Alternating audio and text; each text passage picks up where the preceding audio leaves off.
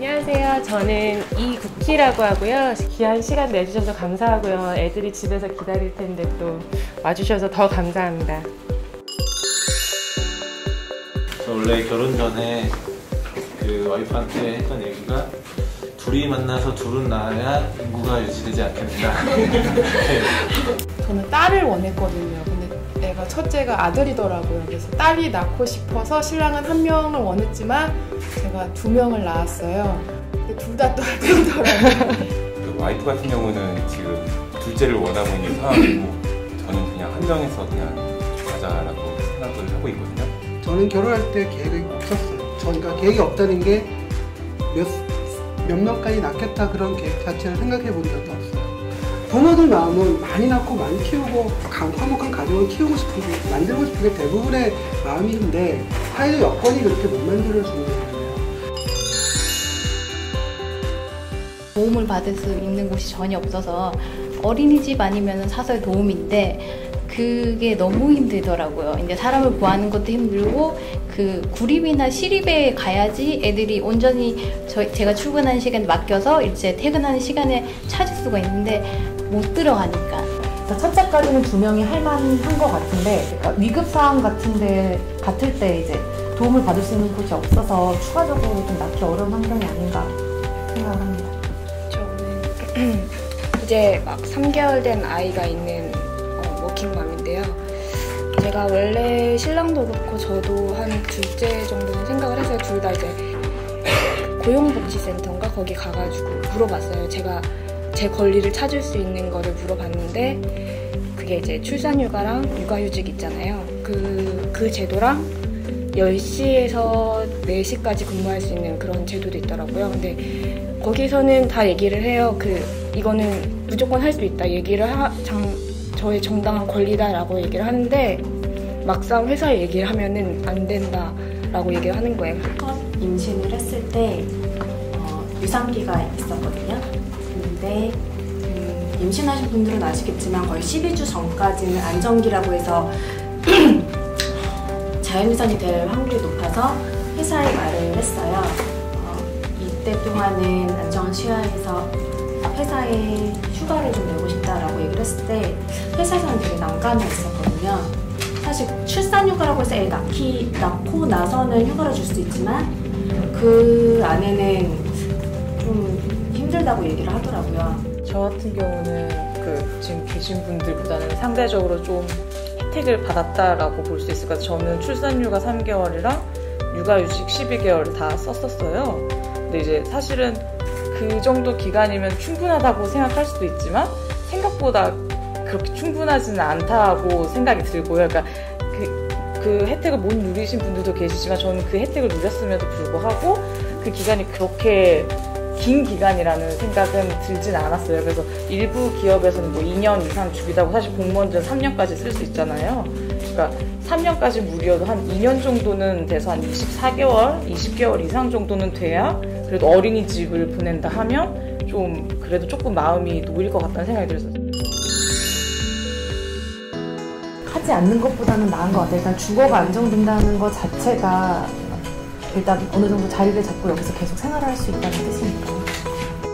물론 삶을 조금 나아지긴 할 수 있지만 근본적으로 개개인의 일상을 좀 여유롭게 해주는데 도움이 되지 않는다는 생각이. 다자녀 인센티브 이런 것도 있는데 혹시 이런 것도 저출산에 도움이 된다고 생각하시는지 여기 앞에.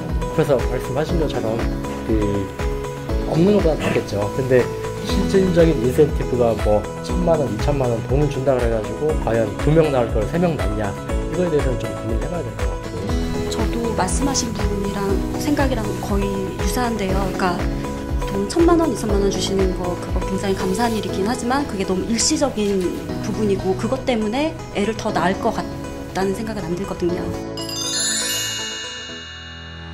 우리 사회는 아직까지 꼭 남성이 책임을 지고 여성은 약간 서브 형태로 또 수입원이 돼야 되기 때문에 대부분 양육까지 부담을 져야 된다고 생각하는데 그 생각도 조금 바꿀 필요가 있지 않나.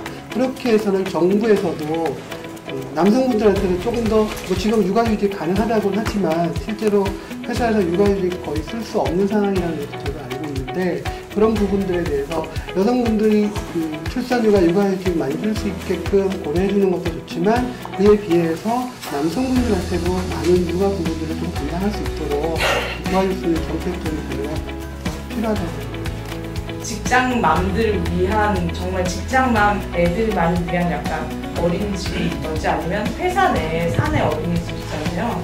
그렇게 좀 제공을 해주면 그래도 좀 다 같이 있게 하고는 하니까 좀 나을 수 있지 않을까라는 생각도 들고, 아니면은 좀 직장에서 출퇴근 시간을 좀 유연하게 해주면 예전에 모 시사 프로에서 어떤 패널분이 얘기해 줄 때 이게 뭐 복지 정책이 2가지 버전이 있는데 뭐 프랑스식 버전이 있다. 프랑스식은 돈은 다 국가가 내고 니는 애만 낳아라. 저는 좀 뜬금없는 얘기 하지만 예전에 폭염양심했던 정책이 우리 맞다고 생각해요. 신혼부부한테 1억씩 주는 거예요. 정부가 해주면 좋죠. 해주면 좋은데 그 돈이 어디서 나오냐는 어차피 저희 같은 사람들이 내는 세금으로 다 하는 거지 않습니까? 그래서 그걸 뭐 100% 다 정부에다가 부담을 시키는 것도 어차피 부메랑이 돼서 다시 돌아올 거고. 아예 저는 아예 근본적인 문제부터 바꿔야 된다고 생각을 해요. 아예 청소년기 때부터, 초등학생 때부터 아이를 낳고 키우는 것에 대한 그런 책임감과 그런 것들에 대해서 차근차근히 좀 가르칠 수 있는 그런 게 있었으면 좋겠다는 생각이 들어요. 돈 100만 원, 1000만 원 주는 건 솔직히 크게 도움 안 되고요. 내가 애를 낳았으면 내가 키우고 싶은 게 부모 마음이잖아요. 그냥 아이가 행복하게 살 수 있는 그냥 그런 나라가 되면 좋겠는데 돈이 그게 전부가 아니라 생각이 또 들거든요.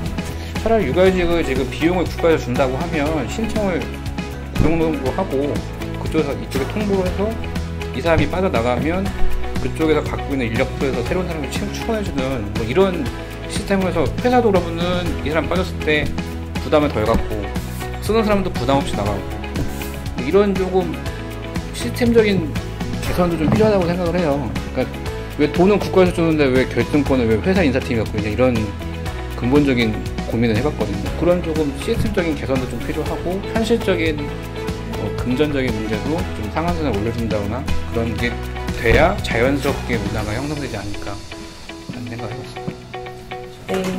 네, 해주신 말씀들 잘 열심히 검토해가지고요. 좀 더 나아질 수 있도록 노력하겠습니다. 감사합니다.